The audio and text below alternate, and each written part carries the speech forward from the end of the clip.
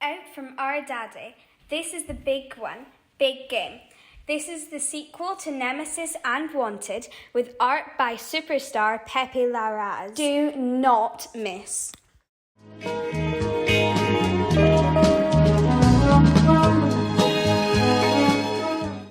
But I'll jump catch you out. at 8:30. Okay. Right, I'll see you later. Did you do Nice me a to see favour? you. See if you're still eating at 9:30. Could you order me meatballs and spaghetti? That'd be great. Okay. Hey, did your daughter break her finger or not? Last time No, she's becoming a bit of a regular. You know, in fact, you know what? I'll give you this.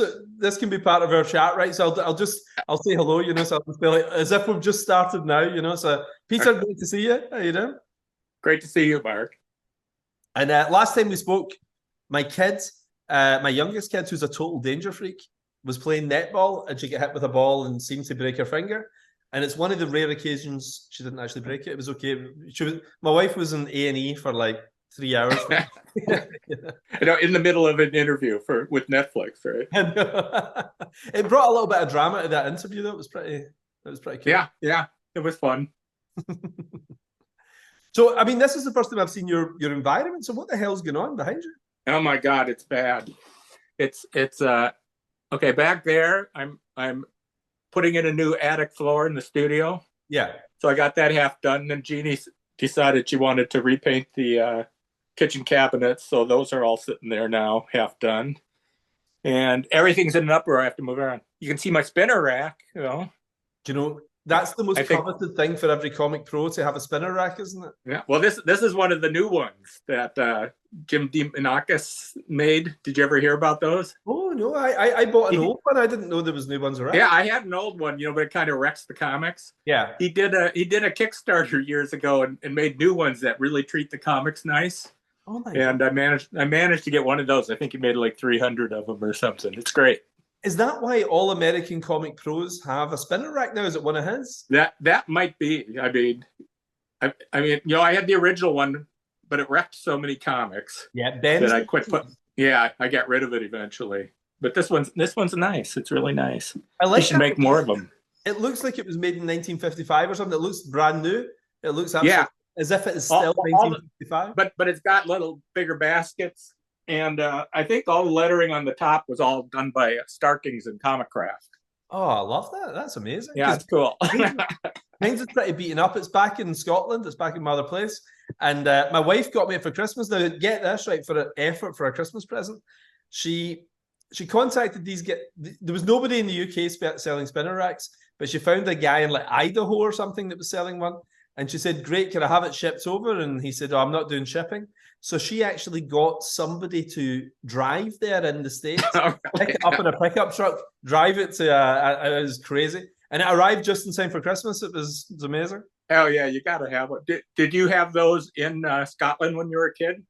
Yeah, they didn't say Hi Kids Comics. It was a spinner rack, but you maybe had DC Comics for the bottom 3 rungs, maybe. Right. You would get maybe Richie Rich or something like that, a couple of those things. And then it would be like crime magazines at the top. You know, you'd have them squeezed in, or puzzle magazines and everything. So they weren't exclusively like American comic books. But you guys, did you have them at every drugstore then? Like, yeah. I mean, I was just going to ask you where you bought your comics when you were a kid. But ours, I mean, for me, I was in Minnesota suburbs.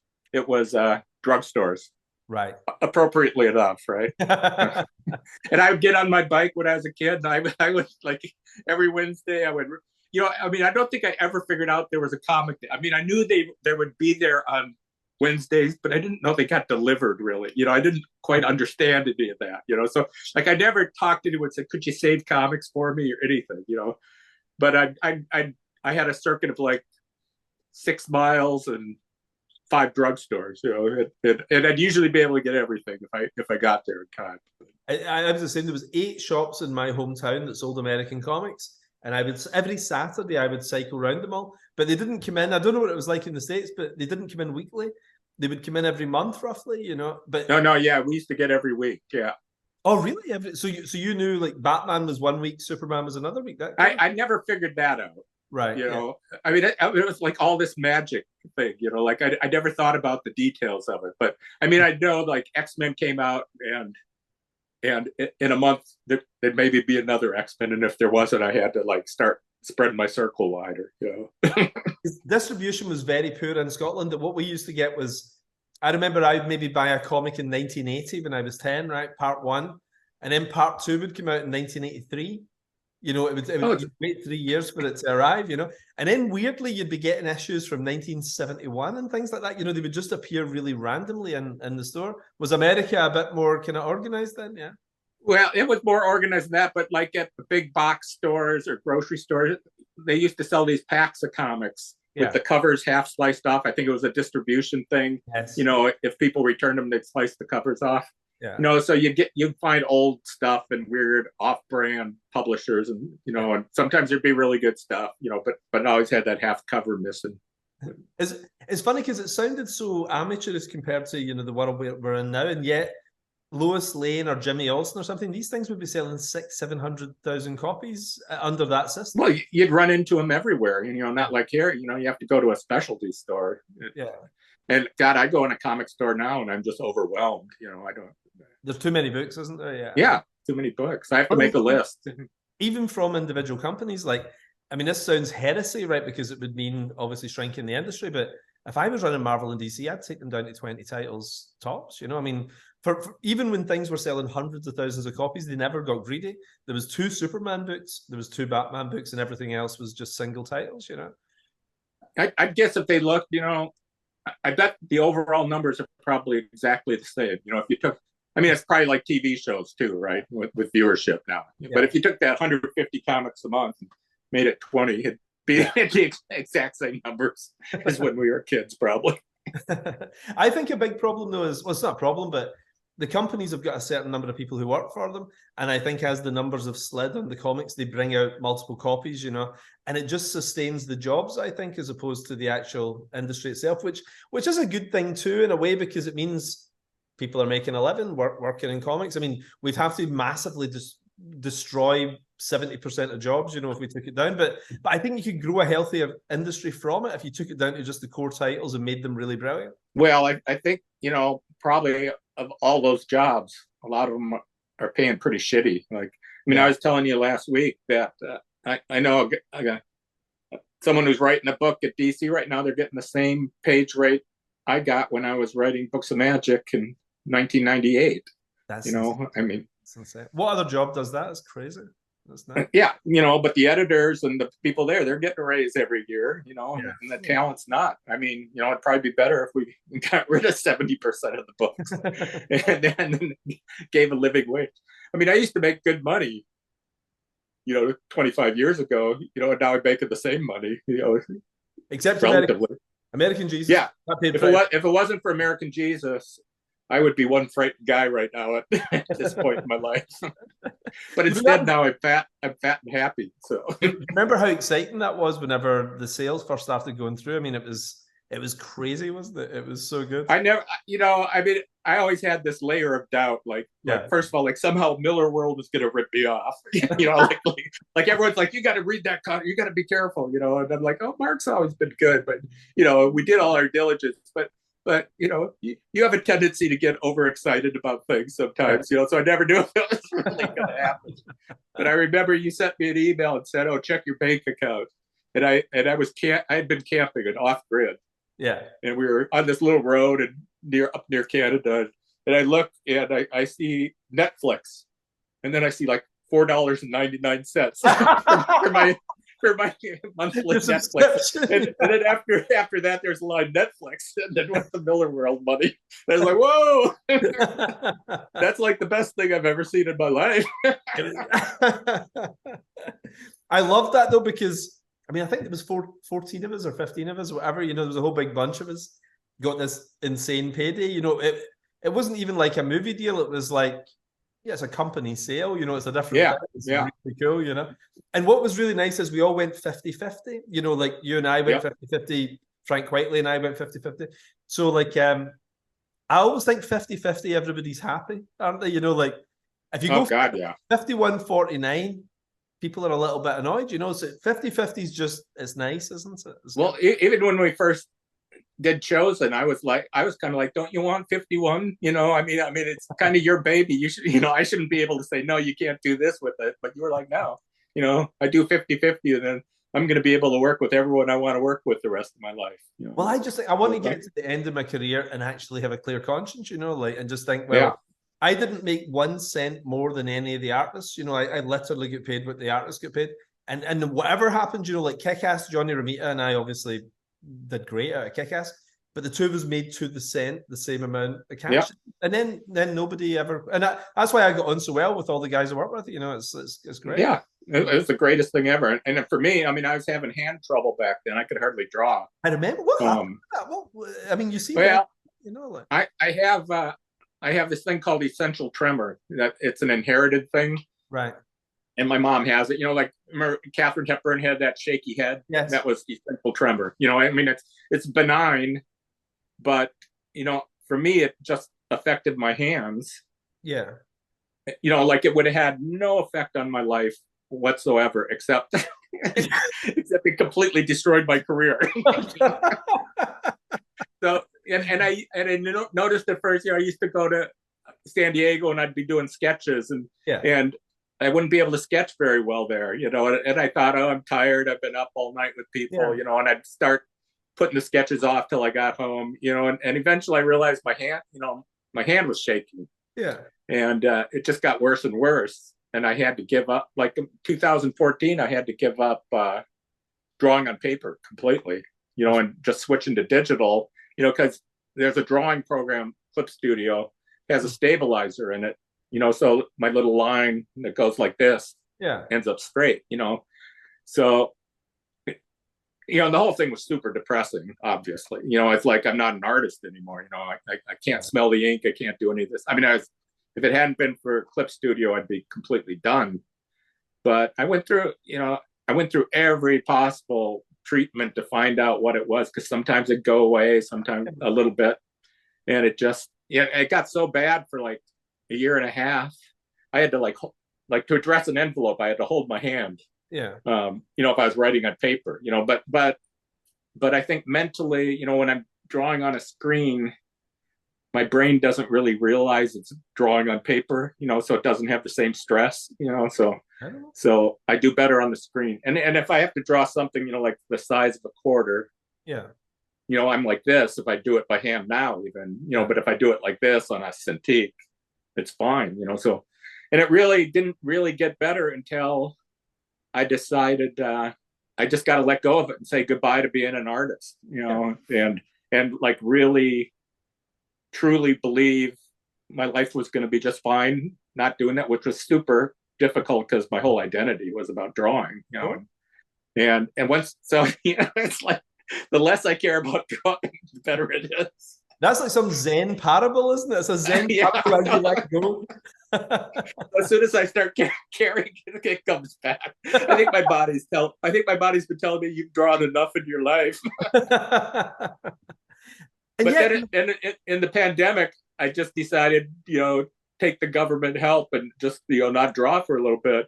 Yeah. And I started doing carpentry and remodeling the house and stuff. And we built a couple new bathrooms. And it's like, I realized like I'm learning something new. It was super fun. You know, like, I mean, the greatest thing about comics is really that time when you're learning how to do it.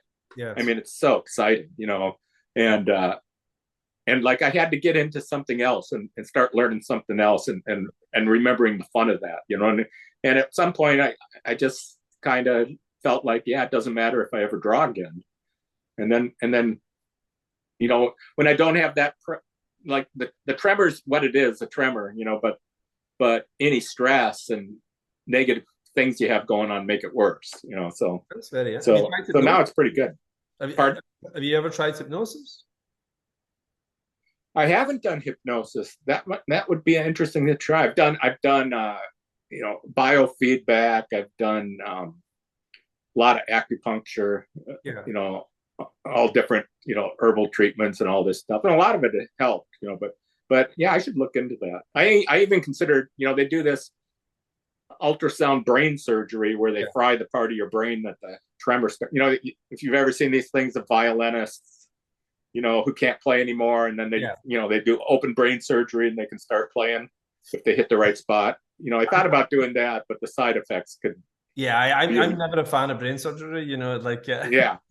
I just think, like, I mean, there's so many things to try before you go that route. You know, because I know a couple of people who'd tried trigeminal neuralgia, and one in my family, and he was left deaf in one ear.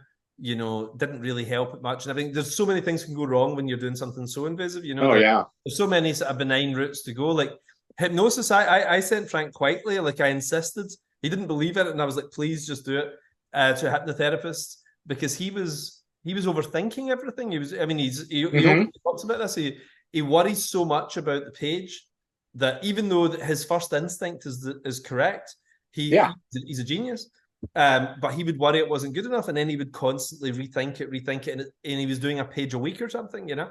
And I was like, try hypnotherapy, and it did help. It helps him, you know. And if yours has a slightly psychosomatic element to it, you know, for sure it does. Yeah, it might be something that's worth exploring. Yeah, I'm gonna try that. You know, another guy like Dean Ormston,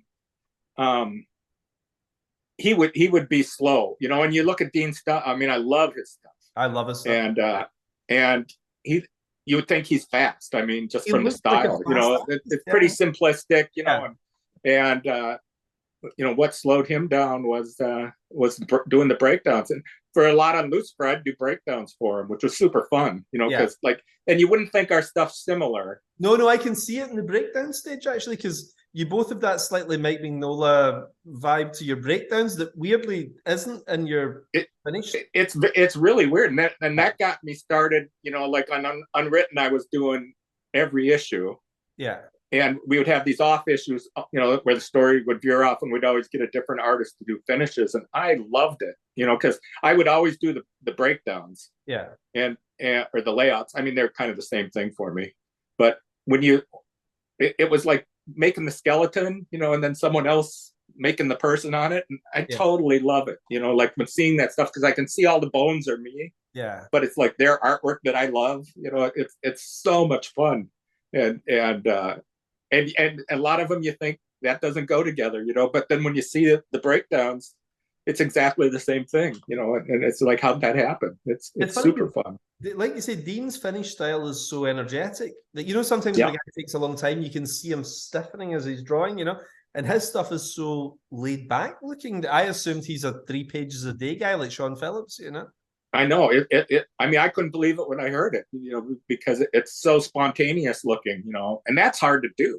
I mean, you know, if he labors over those layouts and can make the inks look that spontaneous, I mean, that's kind of genius in itself, you know. I saw him.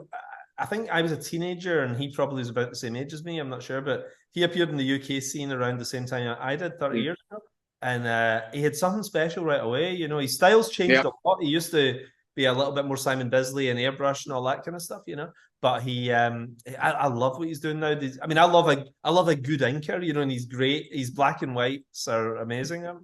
He's one of my favorites for sure. I just, you know, and to get to work with him, super fun. You know. But that's funny because a friend of mine's a stand-up comedian, right? And he's got a reputation as a laid-back guy who's having a good time up on stage, right? And he vomits before every performance, and he's like shaking. And then he goes out on stage and he gives this performance. And he said to me, what he does is he's so skilled at what he does, he can pretend to be a guy who's relaxed. Yeah. Right? So that he's basically acting being relaxed. And I think maybe Dean's the artist equivalent of that, where he's worried about it and everything, but he actually, you know, really, really cares, but makes it look easy, you know.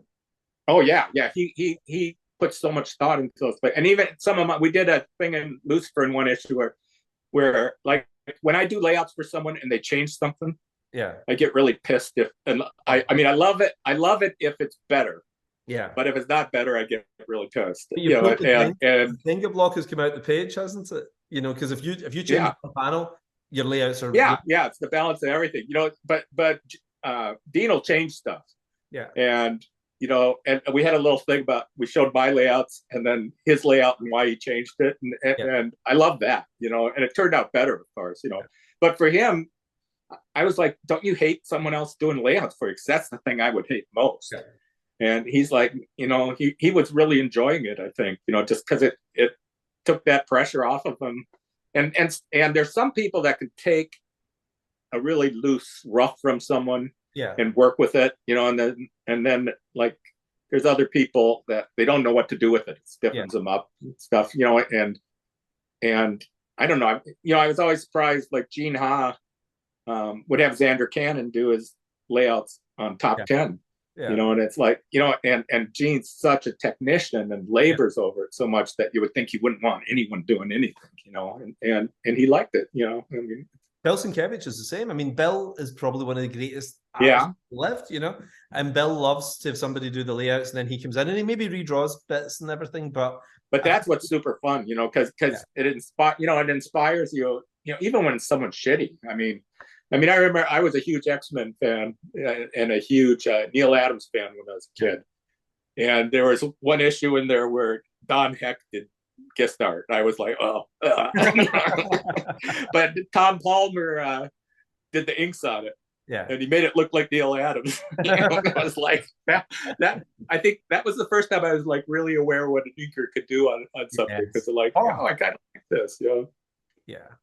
Oh no, and also the other thing where an inker can utterly ruin someone as well, isn't it? Like I've seen I wouldn't name names because one of the guys is still alive, but I worked with a guy once who was an amazing penciler back in the day, and he always worked with good inkers. And then I thought his artwork had deteriorated over the years, and I found out what they were doing was they were just giving him not very good inkers.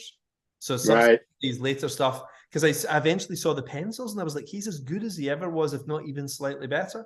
But because he was an older guy, they were giving him weaker and weaker inkers each time. And it must be heartbreaking when you're not flavored, you're getting the poorer inkers. Yeah, I wish I'd had more time to do more inking on people. I mean, I inked when I started out quite a bit. Yeah. But like one of my first jobs at DC was over Dave Cockrum, which was like, he did like a Justice League Quarterly story about the Martian Manhunter, or something. And I hardly knew what I was doing or anything, but it was such a thrill, But like I always wanted to try inking like Gene Colan. That would have been my dream. Oh, amazing. Although, have you ever seen Gene Colan when he's uninked? Have you ever seen? Oh, the pencils are fabulous. Yeah. No, I mean when they actually published the uninked Gene Colan story, because he got into that for a little while, mid-80s. He did a series with Don McGregor called Nathaniel Dusk. That's what one I was thinking. It was stunning. Yeah, and it was quite a radical thing to do to not ink it. Yeah, at the time, the wash over the pencils, and it looked. I mean, Gene Colan was a master, wasn't he? He was so great. Yeah, and I think he was like the most influential. Barry Smith and him, I think, were the two most influential artists for me. Yeah. And it's not like Gene wasn't my favorite artist. Yeah. But looking back, he must have been. I mean, just the movement and the expression and stuff. Like whenever I do a layout, if it looks anything like that, I'm super excited. Like that it has that kind of movement or something. Yeah. Well, I'm glad you brought this up because I was talking to my children about you in the car tonight I was at physio. I hurt my shoulder playing golf, and I'm in physio. And I was talking to the kids about you, right? And I was talking about your style. And the kids are quite interested in this kind of thing. They're at an age where they still think I'm quite interesting, so we'll be chatting about art styles and things. That'll pass, right? Oh, it's going to pass, yeah. And they, I was saying to them that your style, they said, who's he like? And I was like, I don't know, because you kind of have your own thing. And, when Sienkiewicz first appeared, you could see the lineage of where he'd come from and everything. And Brian Hitch, you could see where he'd come from and everything. And you've always been your own man. Like, I can't quite see in comic books who was your, who's in your DNA. Like, who is it?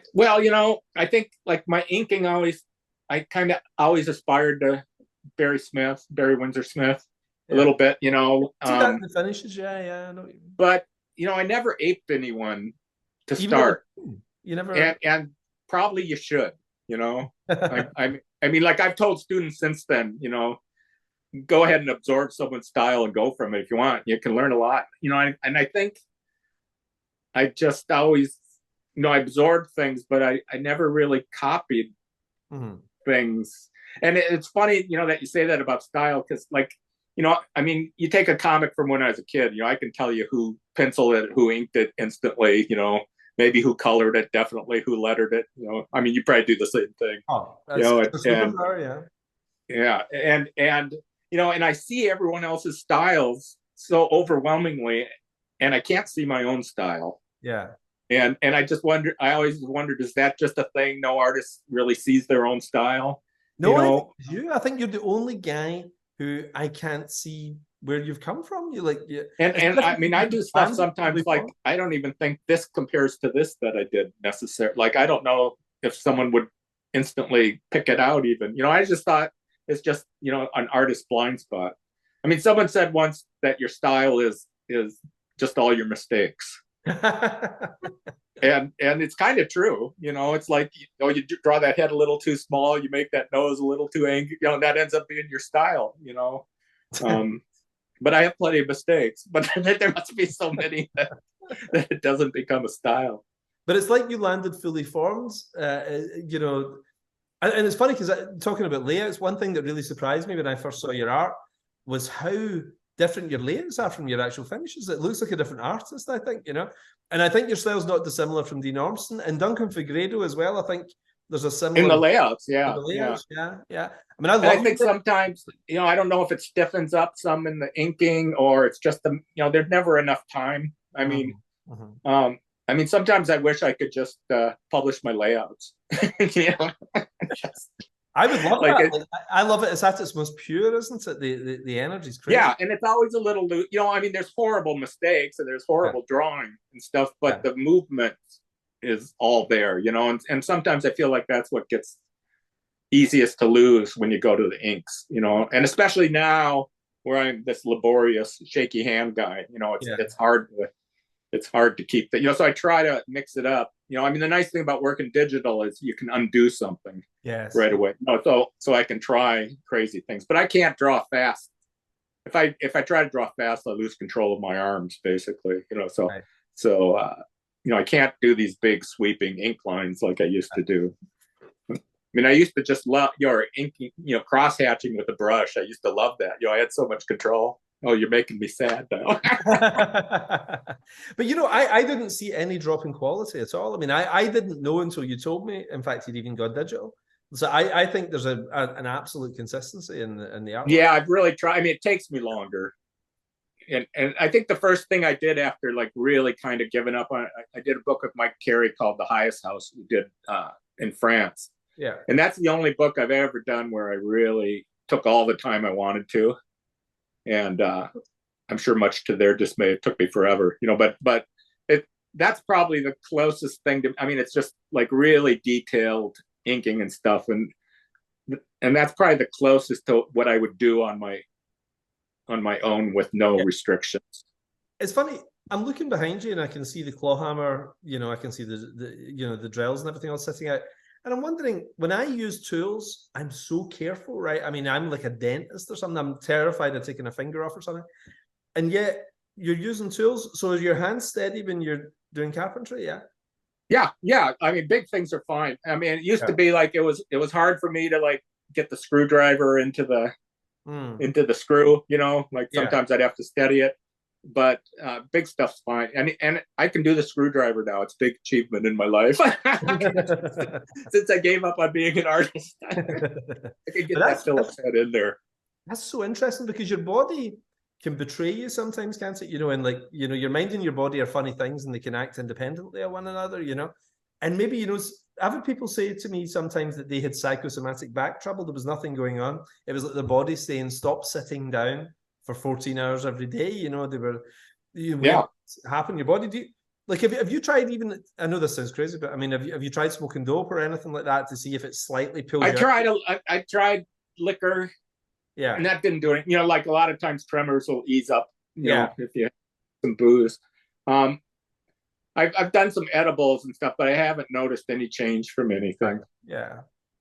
The hypnosis, we'll definitely try the hypnosis. I'd love to. Yeah, I'm going to try that. You know, I mean, it is funny because I mean, I know what the process has been that happened. And it's what happens with musicians is like the neural pathways to like your fingers are very close together. Yeah. And what happens if you're very precise and doing precise things over and over, and that's why it happens to classical musicians more, you know, because it's the practice and the same thing. And eventually those signals start firing stronger, and then they start crossing over, you know, so they get a little mixed up after all this repetition and stuff. And I think it's, you know, and then you get muscles counter firing and things like that, you know, so it's psychosomatic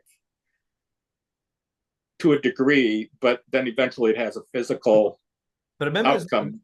But it's not inevitable if you think like Steve Ditko was drawn until he was 95 or whatever, you know. So, every day, you know. I feel like if I went another 3 years not worrying about it and then went back to paper, I always feel like it's going to work.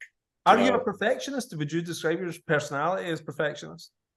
Oh God, I mean, what I do drawing might be different. I mean, I'm certainly not a perfectionist in anything else in life, but it's important to you though to do a good job, you know. So maybe there's an So perfectionism can create its own issues as well, you know. So maybe there's a lot, you know. I would say drawing, I'm pretty close to that. I'm very particular, you know, about everything being done the right way. And I mean, when I first started out, I used to ink on acetate, you know, because I didn't know how to ink, so I'd put acetate on, and so I didn't ruin my pencils. And I would keep one pen in my mouth, you know, these rotating rapidograph pens, and I'd draw with one and switch them around. And I ended up with this horrible jaw problem. I went to the doctor, and he said, "Oh, you have this TMJ syndrome, and you need." And then I realized it's like I'm sitting there with this pen in my mouth for like 20 hours a day. I took the pen out, the jaw pain went away in a week. You know, there's nothing in medical school about dealing with guys who put pens in their mouth. It's no. I had one doctor working with me on the tremor, and she said, "You know, the problem is you're a zebra, and we're trained to work with horses." And there's not much care out there for zebras. You know, so I ended up going to like a musician's clinic and stuff, you know. Right. But I really, I'm sure there's something, because I believe that that it's something different than that essential tremor, you know, that I mean, I think that's there, but there's something, you know, and what happened after I gave up on being the artist and let go of that, I still had the tremor, but I got control back that I hadn't had. Like before, my hand would just kind of fly off. But like if you've seen Charles Schultz's stuff towards the end of his life, he had essential tremor. You know, so you see those, you know, but he could control and still draw, but all his lines have that quiver to them, you know. I thought that was a stylistic choice. I hadn't realized that was a no, that was his tremor. Yeah. Wow. I wonder how many guys that's happened with then, you know, because I would think, you know, it's fairly common. And you know, I can spot it now in people, you know, and I feel bad. Like, should I tell them you got a tremor? You know, like, I'll see an artist I know at a con, and I can tell he's got one coming. You know, I'm not gonna ruin it for him. Maybe it won't get worse. Get really loose as they get older as well. You know, like Carmen Infantino. Remember, Carmen Infantino stuff was quite precise in the 60s, and then by the 80s, you get this real broad stroke. Do you think something like that could have been going on with him as well? It sure could be, you know, or it could just be you get to that point. I mean, I've never been able to come up with a rush style. Like, I'm really envious of you know, like, do you remember Trevor Von Eaton? Oh my God, he's the most underrated guy in comics. He's amazing. Yeah. You know, but he all of a sudden kind of had that really loose, but really beautiful style. Yeah. And I it's like, I wish I could do that, but I've always had to like think it through, you know, and approach it, I guess, tightly in a way, you know, but, you know, and that's what I love about Dean, because I thought he had that. You know? I mean, I still love his stuff, but come on, Dean, it's got to be fast. But, you know, like back in the 60s, people would churn out. I mean, the 40s, I remember talking to Joe Kubert one time, and Joe Kubert said to me that he was drawing 5 pages a day, you know, and like pencils and inks, because he had to make a living, you know, because so bad back then. And then as you get paid more, I've always noticed this, that as page rates began to rise, people started to slow down, you know. And I do always wonder, like, if somebody held a gun at your head and said, look, I want 24 pages or I'm going to kill you in 3 days' time, do you think I'd hire that person? That's what an editor should be. An editor should do that. Yeah. I've had editors that have tried to do that, metaphorically, but yeah, I've wondered that too. You know, like what you can unlock. I mean, like I literally, if someone's like that book I said I took all the time in the world I wanted. I mean, if someone says take all the time you want, it doesn't help that much. No. You know, I mean, there's something about making comics that you need that deadline. Yeah. You know, like, and the few times I've gotten more time to do things, I tend to not do anything on it until it gets to that point. You know, and I think that comes from the way we had to make a living in comics, doing, you know, stuff under pressure. You know, that it becomes linked with the way you work, you know, that, and I think that's the big difference between a lot of great artists that don't make it in comics and people that do is they can work under that pressure, you know, but like when I was teaching at an art college, you know, I was kind of against the idea of teaching, you know, but in a way I came around to it, like, what can people do if that's not their motivation? You know, if they learn coming up through school how to work a different way, you know, because the whole industry is based on fear, you know, I mean, in a way, you know. Well, I don't know. I mean, like, see, having run a company though and dealing with lots of different artists, the one thing I've noticed, there's two terrible things, two huge mistakes you can make, and one is to pay somebody up front for a job that they've done yet. Disaster. And sometimes it happens, you know, somebody's in a bad spot or whatever, but yeah, they will never hand in those pages, and if they do, yeah, I know, it's sad. And we have all the best intentions, like, and then we have all the best guilt. And people always act like they're doing it for free, you know, when they're handing in the pages later, they're like, oh, okay, here it is, you know. And the other thing, which I think is a big mistake as well, is to say take as long as you like. The only two people I think that works with is Frank Quitely and Travis Charest, who I worked with recently. Because if I said to Travis or Frank, I need this in 6 months, they would freeze up. You know, it just wouldn't work for them. Whereas I gave them an open deadline, and Frank Quitely took a couple of years to do an issue. And I think it was 3.5 years for Travis to draw his issue, you know. But it got done. But everyone else I've ever known, though, they need the feet to the fire a little bit. It's like, okay, this is going to be in the printers in 12 weeks' time. Please get this. Yeah. I know, you know, like if people would ask me how long is this going to take, I would never want to say, because if I say, then it's going to take me longer, you know. I mean, so I should say something that will you know, it's going to fuck me up either way, you know. And you do have to learn to live with that stress, but as an artist, you're never ever done with a comic. I mean, you know, so there's a point you need that, you know. I mean, I would love to have every page of American Jesus and work on it for another week, you know, in an ideal world, you know, but that's never going to happen. That's a great Jesus-like miracle, isn't it? You know, the loaves into fishes, you get the pages back and you can do them all over again. You know, that we should have done that. That's really good. Yeah, let's do another edition. I get to actually ink them. Well, it took us long enough as it was. I mean, I remember coming to you in 2003, I think the summer 2003, Stuart Moore, our mutual friend, who was my editor, and I think he probably was your editor on Books. Yeah. And he said to me, because I needed somebody for this book, right? I was doing Ultimates, I was doing X-Men, Ultimate X-Men and everything. I was doing Wolverine, I think I was starting to work on Wolverine. But this was a really different kind of story, you know. Instead of somebody jumping out at you with adamantium claws, it had to be somebody sitting having a cup of tea or somebody going for a walk. It was all quite quiet stuff. And traditional American comic book artists, that's not really their forte, you know, your Marvel style or DC style book. And I was quite lost. I didn't really know who to do it. It was Stuart who recommended you. Stuart said, he's perfect, you know, because you were doing Books of Magic, which was a similar, you know. Yeah.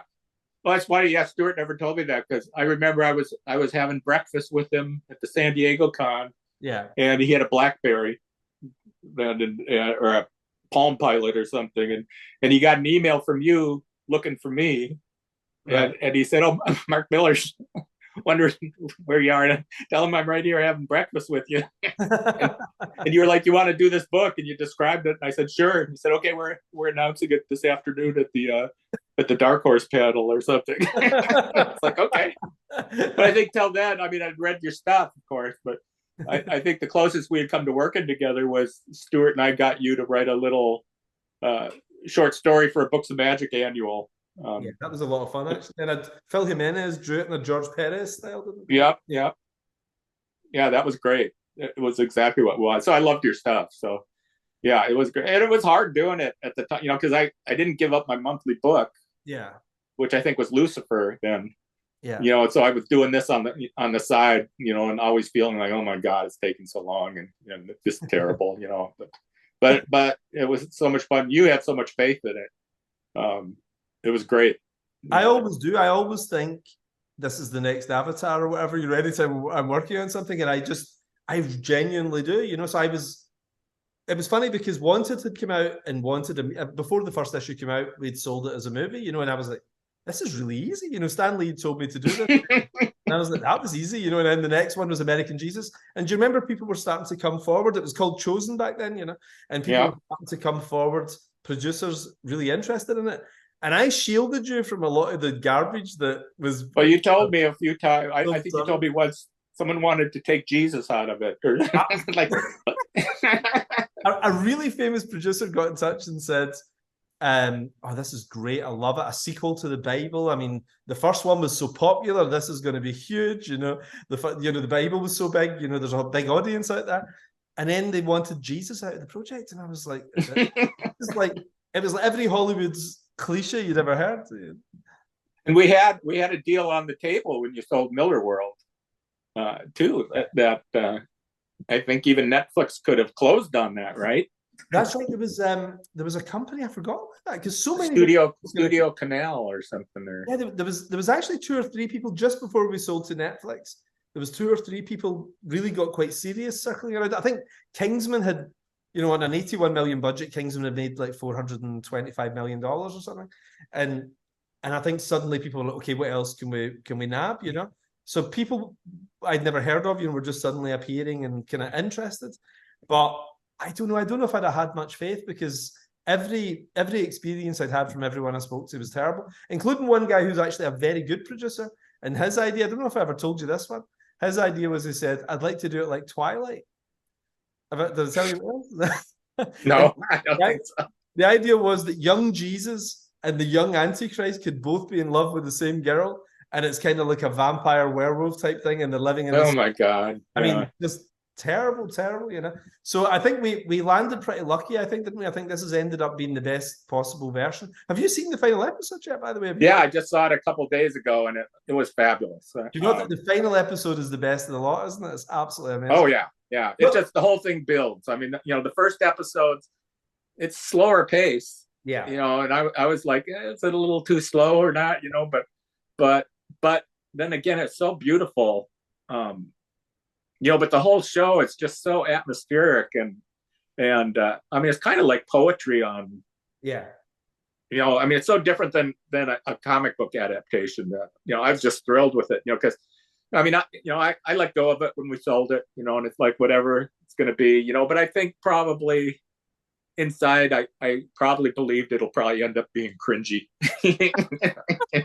I mean, after all those pitches over the years and everything, but it you know, the Gout brothers took, I mean, I just love the way they took our story and they added their story, you know, but into one kind of unified thing, you know. I mean, that's like what an adaptation and a collaboration should be like, you know.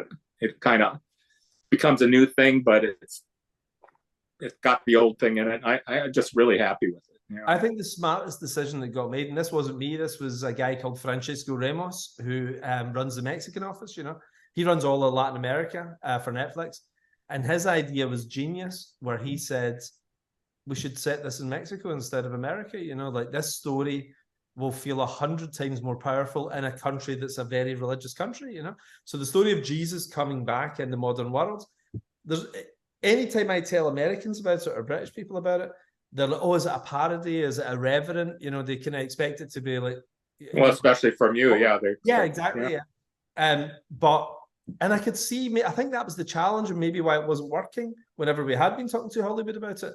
But a country that's steeped in religious faith and iconography and everything, it just suddenly feels... The power in it is incredible, isn't it? Like, yeah, and it's different, you know, like when you changed the title from Chosen to American Jesus. Yeah. I was like, that's the greatest fucking title I've ever heard. I mean, it just like became something in my head. So when they were moving it to Mexico, I'm like, oh, what about that title? I love that title. Can they call it North American Jesus? Something, But that is the strongest thing about it is that they moved it, because it just has like a weight of history or culture behind it that's really fascinating. I mean, I normally, like I'm always drawing or working on something while I'm watching TV, so I don't do a lot of subtitles, but because this was our baby, I was willing to read the subtitles, but it was so, and the last episode I had it was dubbed at first, and I was like, oh, this is, I don't like this as well, too much English, but then I switched it back to the subtitles, and I loved it. I mean, it just worked, and it's not a dialogue heavy adaptation. I mean, you could almost, I mean, there's like long scenes with very little dialogue. Both of the Gout brothers are both artists, they're both painters. And I think that's evident, isn't it? It feels like City of God or something. You're looking at something that just looks like City of God, and the cinematography is so beautiful and so atmospheric and everything. It's not like a conversation I've ever seen. I was worried it was going to have, a Stranger Thing vibe, which would be fine, but just that idea that it's superpowers. Yes. I mean, that was, like when you see it on the screen, is it going to be presented as that? And they. They even mentioned, like you mentioned it in the comic in passing too, and they mentioned it, but it didn't have that feel at all. And not really it's not a horror supernatural thing. It's just, I don't know. It's hard to say, Well, I was talking to Dick Donner years ago. I was lucky enough to have lunch with him one time, and he said, we were talking about The Omen. I'm obsessed with The Omen. And this is kind of the reverse of The Omen. It's the story of Jesus growing up, in the way that Antichrist. And I was talking to him about it, and it's how different The Omen was to horror films prior to that. You had your Universal movies, which are incredibly melodramatic. And then the Hammer films and those 60s horrors and everything have got their own vibe.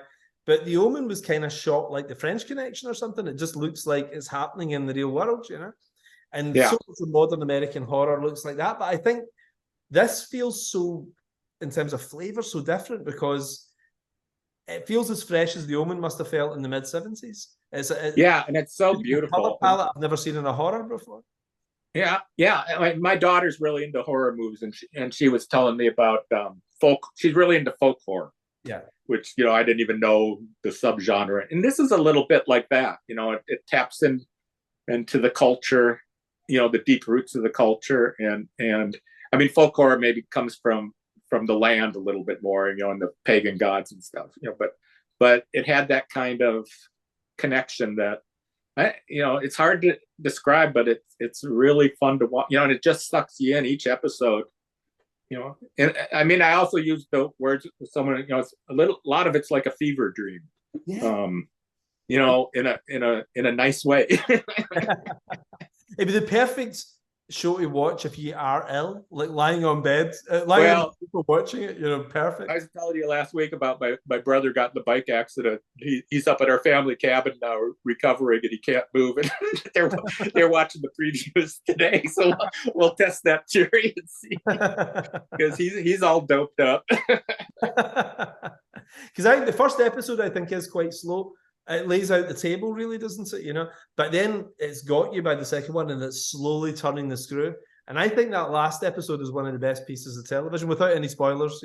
One of the best pieces of television I've seen for years. It's great. Oh, it was great. It's really great. I mean, I hope we get to seasons 2 and 3, because I don't remember the name of the actor who's playing Jody, but Bobby. I mean, he's going places. I mean, he's got a charisma that just builds too, like it's funny that you've had great luck in your casting on your movies. I mean, you've launched some great careers from that. I got a feeling that he's gonna be another one. Aaron Taylor Johnson's up for the next Bond and everything now. Like Taron Egerton is like winning every award going and everything. And McAvoy is like one of. I mean, I cannot believe my luck with leading men. They've been great. Yeah, it's incredible. And Bobby's the same, you know. I mean, he's like I was talking to the Gout brothers about him when they were filming, and they said what's great about him is he's obviously a very new actor. He's just a young kid. He was only 13, but they said he was really nervous at the beginning, but that worked perfectly for who he was in the story. And then to get real charisma by episodes 4, 5, and 6, which worked perfectly in the story because he learned fast and got so comfortable on set. And you see him grow as a person at the same time as an actor, as you see the character. Well, you could see that, you know, he was in our chat with us just at the beginning, briefly, before he went off on his thing. And I was like, is this the same guy? I mean, you know, he's you can just tell he's grown up on that show. I mean, you know. Well, if we're lucky enough to get a season 2, you know, like you know, I've worked out, me and the writers have talked about potential storylines for his character, because you know he's not in the second book. So it would be covering his kind of college years. Well, that's what I assumed, that they'd be fleshing that out. You know, because they fleshed out his story so much in the first one that you know you almost got to see what happens next with him. You know? And I think, like I was saying about that real grounded realism that that Donna brought to The Omen, I think building up to the apocalypse for season 3, but doing it in that really quiet, naturalistic way, it's going to be. I really hope we get it, because I think this could be really special. It could be really cool. I gotta say, it blew me away at the last scene in the last episode. How much they used from the comic was. I mean, it was, oh my god, it's the same fucking colors. You know? The airplane, the exact shot of the plane. Yeah, that was really cool. It's like, Jeannie, look, you remember doing that? And of course, the truck. I mean, the truck, they literally used the frame. Yeah, the truck shot. And I was saying before, you know, that was the first thing we ever drew on the book, because you needed a preview thing for Dark Horse, and you gave me the description of this truck dropping on Jody, you know, and they come back to that over and over again in the show, which was super fun for me. Yeah. Amazing. No, I'm really excited about it, you know. But listen, I mean, you haven't answered my question. I'm curious. Who are your art influences then? Because like I was saying earlier, like, I couldn't quite peg it. You said a little bit of the inking, Barry Windsor Smith and everything. Like, who were you reading? I mean, you know, I mean, the artist that just thrilled me and made me realize there was comic art. I mean, the first one was Neil Adams. Yes. And, you know, I'm old enough that I was buying X-Men when he first went on it. Yeah. And that first issue, I'd never seen anything like that. You know, I mean, you know, and then I was after, you know, and I hadn't been reading a lot of DC, but I started getting Batman. Yeah. You know, when he was doing that with Dick, and then Conan, you know, Barry Smith did an X-Men that was the worst comic drawn in history, X-Men 53, with Blastar was in it or something. It was so bad. And then he came back and he wasn't great, you know, but then he did Conan. And that was a huge influence on me. And he just got, you know, every issue of that, he just got better and better. You know, and he that was probably the only stuff I ever actually copied, you know, like I have an old guitar case with a drawing of Conan on it that I did for that. And I loved Gene Colan. Yeah. Tomb of Dracula time, were you reading Tomb of Dracula, all that kind of stuff? Yeah. Or earlier, like his Iron Man and things like that? Daredevil, even, you know, when he did those early Daredevils, you know, but I mean, Tomb of Dracula was like a high point, you know, and Tom Palmer was, you know, but that, like, I don't ink like that, you know, even though, like, I think he's the greatest inker ever, you know, so. And when I started doing Empire Lanes, that was the first comic I did. I was really impressed by Dave Sim and Gerhardt on, you know, that was like the height of Cerebus. And I think that kind of detail, you know, and that's a very Barry Smith derived, you know, sort of look too. But I think that kind of spirit of background, you know, being so essential to the story. And stuff, you know, that's always something like I feel very much like the environment, you know. But then when I was in college, I did fine art and printmaking, and I think that was as big an influence as anything else, you know. So yeah, it is weird. I mean, I definitely don't have that one person I can say. I love John Buscema stuff. I mean, Jim Starlin stuff. You know. It's funny, I hadn't thought how important environment is in your work, but it is. It reminds me a lot of Sim and Gerhard now you mention it, because there's very much a Peter Gross world, isn't there? Like there's maybe a Gil Kane face or shot, you know, but there's a Peter Gross world. Like you feel like you're in the Peter Gross universe in your stories. Like there's a visual consistency to the backgrounds, isn't there? You're quite immersed. Yeah, and I love that. I love, like I love drawing every brick in a building. And I've seen artists going, "Oh, you don't have to draw every brick in a building," and it's like, no, you do. And I remember an interview with Klaus Janson when he was on Daredevil, and he said, what he and Frank would do, it's like if you're drawing a taxi on a street and it's an angry scene, you want to draw an angry taxi, and you want the buildings to be angry, and it's like, and all those things are so much a part of what people make, the world around them, so I try to make that world, complement the story in a way, all meshed together. And I think that's, I'm, like you said, you looking for someone who could draw people drinking tea. I mean, it's like I live for those little moments, like I like them as much as I like the big moments. Yeah. And probably more, like if I can elevate a little moment, I'm super happy, and if I can if I can get away with hiding my faults in the big moments, I'm fine. Because it's funny, in the old days, people used to say, do one great panel and then, just fill in the rest of it really to make that great panel work. But the guys I really remember are the guys who make the little things work. Like, I mean, it sounds crazy, but for me, the biggest influence on Ultimates when I was working, before I was working with Brian Hitch, when I was trying to think who could do this now, which turned out to be Hitch, was John Buscema's run on Avengers. And I remember just things like to see Giant Man wearing a raincoat, over his costume and sitting having a coffee with the Wasp and everything, and those moments were huge. Yeah. But those things, I remember them so much more than the big hands coming through windows and things like that. Those little moments really stay with you for the rest of your lifetime. Well, I guess I kind of have a philosophy of a page I've developed over the years where it's I try for each page to kind of, and this comes from my printmaking background, I want it to be a work of art on its own. Yeah. Like whether that's just the arrangement of the panels or the overall feel of it, but I want it to stand as a work of art. Yeah. And then, within that, you want each panel to have a composition as a work of art. Yeah. And then on top of that, you need, that one, you can't really have two big moments on a page, because they conflict with each other, and generally the big moment on the page is the biggest panel, right? Mm-hmm. So to make sure, like I've seen people that they make the big panel something that's not not the focus of the page, because they want to draw something cool or something, so you have that big moment, you have the big composition, you have all the little compositions, and then each of those little compositions has to feed that big moment, like whether it's, perspective bits or angles of people, nothing can take away from that, so like for me, comics end up becoming super sophisticated, even the simpler they are. And that's, and I try to tell that to like my wife, Jeannie, and she's like, yeah.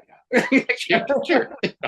But, that's why, you can be the worst artist in the world and be a fabulous comic cartoonist, in some ways, because it's just, it's so simple, but it's so sophisticated. And I never get tired of trying to pull that off, and I don't do it, I don't think of it every page, in like rules, but when I look at my stuff, that's what I've been doing over the years. Have you ever had friends who, with an art background but not a comic background, try their hand at doing comic books? Guys from art school or whatever, and be shocked at how difficult it is compared to being a portrait artist or a designer? Oh yeah, they don't realize it. Yeah, until they get into it, and it's always horrible. I love that moment. I love that moment they realize how hard this job is. Because a friend of mine who's in fact two pals of mine who are like really quite well-known artists outside of comics, they said, yeah, I'm going to give this a try, and they were a little bit dismissive. They were like, yeah, I'll maybe try to do a bit of this for a laugh, and then they were drawing. And they were like, this is all going wrong, right? And I was like, okay, show me what's happening. And they said, well, there's 5 panels on this page, and each panel has to have its own composition and innate structure, right? But Right. at the same time, they have to follow a sequential story so they all interrelate with each other and also Yeah. form something that's beautiful when you look at it on the page. Yeah, They said this- exactly. Yeah. they said that we'll spend, on the equivalent of 1 panel, they said they'll maybe normally spend 2 months doing something that sophisticated, you know, but they have to do this every day, 5 panels a page. They're like, I'm out. I'm not even. It's a way, you know, when I was teaching at this art college, they had someone there that did, they had a visual thinking department. And they tried to get me to come teach there. And this, you know, and I hadn't thought about it till I was talking to the head of this thing, that he just said, you guys have such a unique way of problem solving. Yeah. And the way you think about things, you know, because I was talking about how we put a page together and stuff. And it's like, you know, and what they were teaching is how visual thinkers are great to have in other businesses and stuff, because they have this unique way of thinking. And I realized, yeah, it's kind of true, you know, because the way I break down a page is kind of the way I break down life. Yes. You know, if I need to. And it serves me pretty well, you know, most of the time. Do you think it's possible to do what you do if you didn't grow up reading comics? Do you think it's possible to come in age 35, having done I don't, something else and I mean, I'm sure there's people who could do it, yeah, but it's such a language, you know, that I think it has to be in the core, you know, like Jeannie never read comics, and she's never going to understand a comic, you know. I mean, she's given it a strong effort over the years, you know, but it's just like the language isn't there. So, you know, she looks at a page and I think she sees lines and words and, you know, but can't, you know, like when we read a comic page, we're in another world, yes. You know, and I think you got to learn that, almost like you have to learn how to talk or. But I think we've been learning this, and especially you, the artists.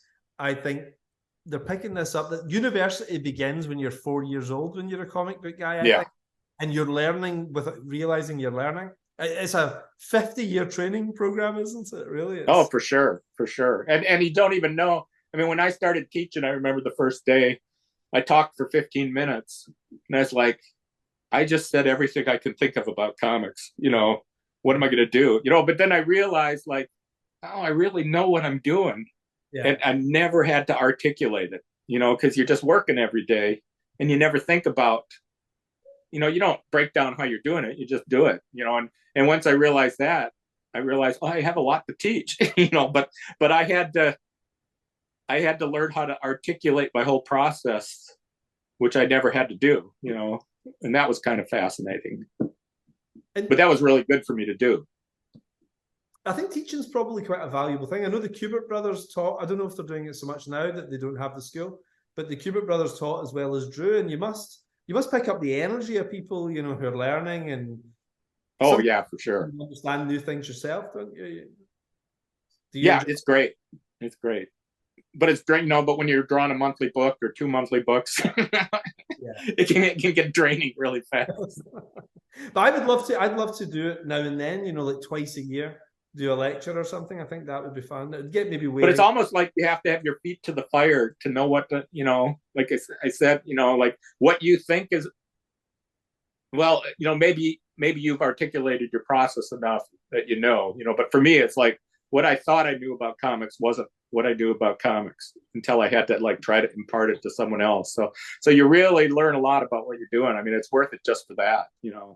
Good for the social side as well, because their job is a very isolated job, isn't it? You know, you're on time. So actually seeing other human beings is probably good. Do you have, I know you're out in the sticks, like, do you have a comic book scene, like guys you know who are into comics or working comics or anything? Yeah, I mean, you know, since my tremor, I've kind of like backed out a little bit, you know, just like it was kind of hard being around people that are happy doing comics. But there's a lot of people here in Minneapolis, and for years I would hire students, you know, like I could never finish a book, you know, 2 books a month by myself, so I always had people helping ink backgrounds and things like that. You know, so I had a lot of people come through here over the years working, which was fun. Like Ryan Kelly's like probably, you know, the best that I ever had working here, and gone on to his own career. But Do you guys But, have, is there a Minneapolis bunch of DC guys, Marvel guys around? Is there anybody out there's, there? Dan Jurgens has been here forever. Gene Ha was here for a while. Xander Cannon, Doug Mankey, Wow. That's Pat Gleason, Peter Krause, Gordon Purcell. And I'm sure I'm leaving out a bunch of people. So it's a pretty good and a lot of small press. Yes. That's a really talented crowd of artists. I mean, that's a great. Pardon? That's a really talented bunch of artists. I mean, that's a great crowd. I didn't realize they were all in your area. Yeah, Bill Willingham lives outside of town, not too far.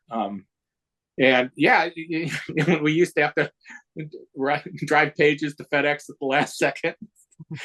You'd run into other inkers always. Like someone would be finishing a page at the last minute to put it in the box there. The FedEx person would be, you comic book people are always the last people. Like I know I can make it to FedEx in 8 minutes. I can make it to the airport if I drive really fast. And then that all disappeared once they had us scanning pages and sending them in. So, that was a big blow to the comic community. Did you ever hear how Steve Dillon told me an amazing thing, how he used to do his pages? And quite often, if he was up against it with a deadline, he used to do a five-page weekly comic strip called Rogue Trooper in 2000 AD back in the UK before he did Preacher and all these amazing books. And he used to sit in the pub and do them on the day that they'd go off to get letters and then go to the printers. So he would literally sit in the pub sometimes and draw 5 pages in one afternoon with a few pints in front of him, and then walk across the road and hand them into the Fleetway offices. And that's amazing, man. I don't know how he did it. But he never seemed drunk when he was drawing it. He never seemed drunk. No. I mean, I still think of him sitting in a pub every time. I think he's such a great guy. I never went to a convention without getting absolutely wasted with Steve Dillon. He always seemed to be at every convention I was at. And I remember one time seeing him at 9 a.m. in the morning in San Diego outside an Irish bar. And I was like, that's the field. He was always sitting outside the field. Yeah. But I said to him, this doesn't even open for 2 more hours. And he said, I told the guy I'll make it worth his while if he opens it now.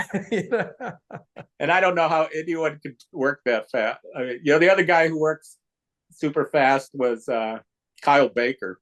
Oh, he's great. I mean, you can in his style. And he has such a fabulous line too. I mean, he's such a great inker. But I remember hearing him doing an issue of The Shadow, and he had to finish it overnight or something. So I think he said he drew all the faces. He set time limit, drew all the faces, had to have them done by a certain time. Then he went go back and had certain on time to draw outlines of bodies. And then if he had any time left, he put some background in. I think he did like 20 pages in a day or something. The first time I saw him was, I think, The Shadow issue 7, I think, or thereabouts. And it was he'd replaced Belsinkevich on the book.